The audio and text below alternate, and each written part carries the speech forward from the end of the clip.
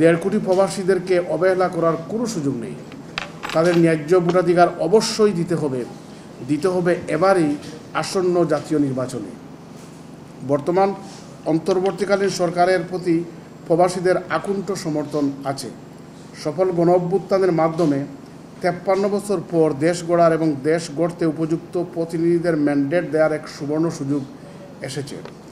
এই সুযোগ থেকে মোট জনসংখ্যার প্রায় 10%, শতকরা 10% বাংলাদেশি যারা প্রবাসে বসবাস করেন তাদের বঞ্চিত করলে এবং তাদের মৌলিক অধিকার দিতে অবহেলা করলে বরং দেশ ক্ষতিগ্রস্ত হবে।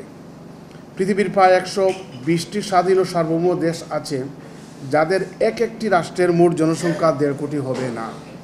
সুতরাং এত বিপুল সংখ্যক প্রবাসীদের ভোটাধিকারের মতো মৌলিক ও সাংবিধানিক অধিকার দিতে অবহেলা করে রাষ্ট্রের টেকসই সংস্কার বা মেরামত করা সম্ভব নয়।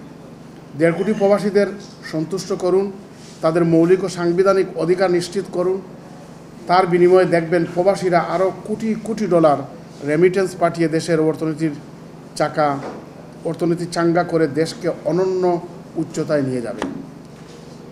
সাংবাদিক বন্ধুগণ, পতিত সরকার ও প্রতিবেশী বড় একটি দেশ বর্তমান সরকারকে অস্থিতিশীল করার জন্য দেশের ভিতর ও বাইরে বহুমুখী ষড়যন্ত্র করে যাচ্ছে। বিশেষ করে পশ্চিমা বিশ্বে অনবরত মিথ্যা ও আজগুবি প্রচারণা ও প্রোপাগান্ডা ছড়াচ্ছে।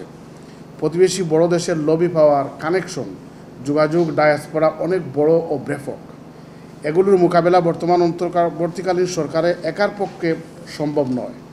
বাংলাদেশের একটি পজিটিভ দিক হচ্ছে তার 1.5 কোটি নাগরিক প্রবাসী।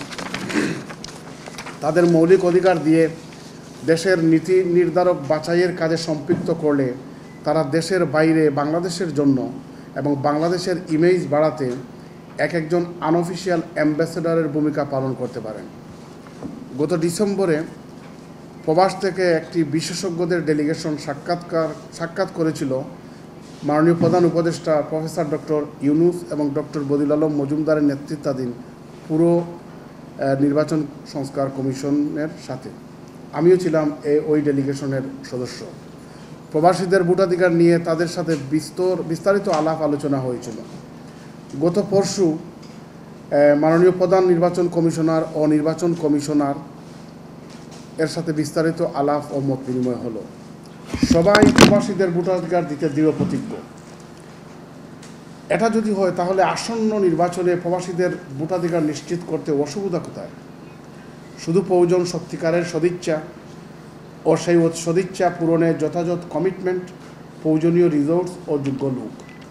দেশের ভিতর যোগ্য, স্মার্ট ও প্রশিক্ষিত লোকবল না থাকলে বা না পেলে বাইরের সহায়তা নেওয়া যেতে পারে। পশ্চিমা বিশ্বে বসবাসকারী প্রবাসী বাংলাদেশিদের মধ্যে বহু বিশেষজ্ঞ আছেন যারা সরকার ও নির্বাচন কমিশনকে সহায়তা করতে পারেন। সম্মানিত সাংবাদিক বৃন্দ, অন্যান্য দেশের প্রবাসীদের তাদের নিজ দেশের নির্বাচনগুলোতে ভোট দিতে পারলে আমরা কেন সেটা নিশ্চিত করতে কার্পণ্য করি? ঢালাইয়ের সেরা প্রিমিয়ার সিমেন্ট। প্রবাসীদের পাঠানো রেমিটেন্স বাংলাদেশের অর্থনীতির ব্লাড সার্কুলেশন বলে অভিহিত করা হয়। মহান মুক্তিযুদ্ধে এবং 2024-এর গণঅভ্যুত্থানে প্রবাসীদের ভূমিকা ছিল অপরিসীম, অসামান্য। মুক্তিযুদ্ধে হানাদার বাহিনীর সাথে যুদ্ধ করার জন্য মুক্তিযোদ্ধাদের অস্ত্রশস্ত্র কিনে দিয়েছিল ব্রিটেনে বসবাসরত বাংলাদেশিরা। শুধু তাই নয়, দেশ স্বাধীনের পর রাষ্ট্রীয় কোষাগার যখন একেবারে শূন্য ছিল তখন ব্রিটেনে বসবাসকারী বাংলাদেশিরা £250,000 দান করেছিলেন।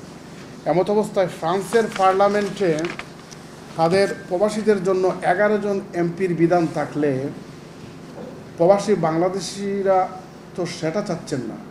তারা চাচ্ছেন ভোটাধিকার, ন্যূনতম মৌলিক ও সাংবিধানিক অধিকার। এটা দিতে এত গড়িমসি হবে কেন?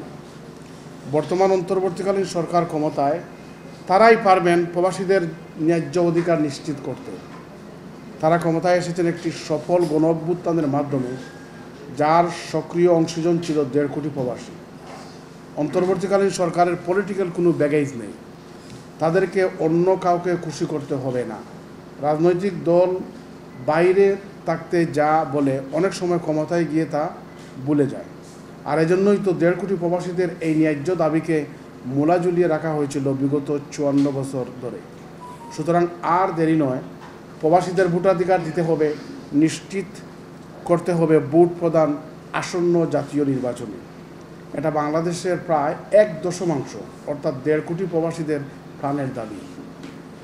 আমরা স্পষ্ট কিছু দাবি আপনাদের মাধ্যমে সরকারের কাছে পৌঁছাতে চাই। 1. আগামী সংসদ নির্বাচনে সকল প্রবাসীদের ভোটাধিকার প্রয়োগ নিশ্চিত করতে হবে। 2.